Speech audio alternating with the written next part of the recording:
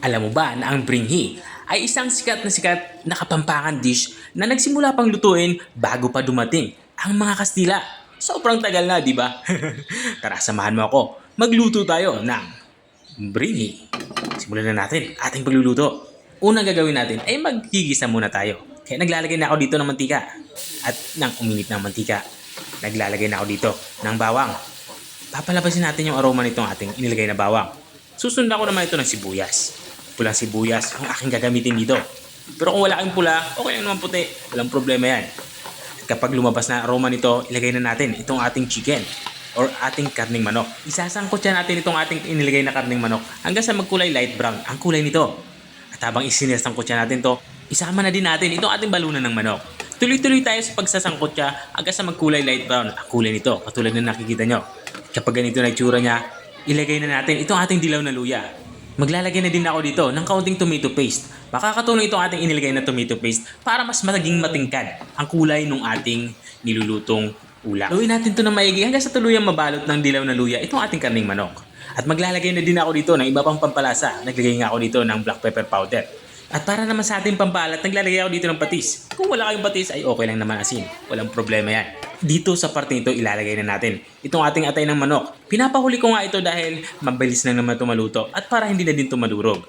At maglalagay na din ako dito ng chorizo. At this point, alam kong luto na itong ating karning manok. Kaya naman ilalagay ko na itong ating bell pepper. Pula saka green na bell pepper yung aking inihalo dito. Bali, ginawa ko lang dito ay hiniwa ko lang ito ng pahaba saka maninipis. Tapos kung mahalo ito maigi, ilalagay na natin itong ating glutinous rice. Malagkit na bigas sa Tagalog. Ang ginawa ko pala dito sa ating malagkit na bigas ay hinugasan ko lang ito at binabad ng kaunting minuto. Tapos nga natin mailagay itong ating malagkit na bigas ay haluin lang natin ito na maigi. Kasi magganito yung itsura niya. At kapag ganito na yung itsura niya, pwede na natin ilagay yung ating pangalawang gata. Bali, 2 nyug nga ang aking pinagata dito. Mas masarap kasi sa ganitong dish ang alam mong hindi tinipid sa gata. Ganun yung sikreto sa pagluluto ng ganitong pagkain. At kung nanonood ka pa rin hanggang dito sa parte ng aking video, ibig sabihin na interesado ka sa aking niluluto. Baka pwede mo na may comment kung taga saan ka para alam ko kung hanggang saan umabot ang aking video. Balik tayo dito sa ating nilulutong pagkain. Naglagay nga ako dito ng isang pirasong chicken cube. At dito naman sa parting ito ay hinahalo ko muna ito. Nagawa ko nga ito para sigurado tayong hindi masunog ang pinakailalim ng ating nilulutong ulam. At habang hinahalo ko nga ito, tinikpan ko muna ito kung pasok na sa aking panlasa ang lasa nito. At dahil nga kulang ito sa alat, naglalagay ako dito ng kaunting patis. At ilalagay na din natin itong ating mga panghuling sangkap. Naglagay nga ako dito ng green peas. At naglalagay din tayo dito ng pasas. At mayroon din tayo dito ng carrots. Balang ginawa ko lang sa carrots ay hiniwa ko lang ito ng medyo paislant.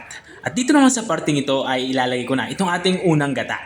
Katulad ng nasabi ko kanina, mas maraming gata, mas masarap. Dahil yan yung sikreto sa pagluluto ng ganitong pagkain.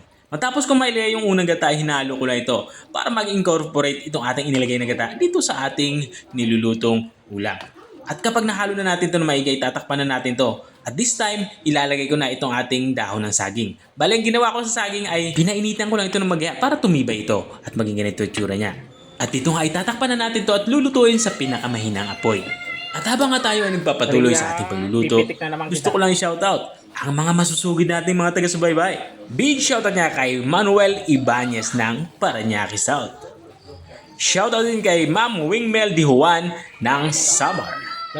At kay Ma'am Florenda Gumban Kimilat ng Surigao del Sur.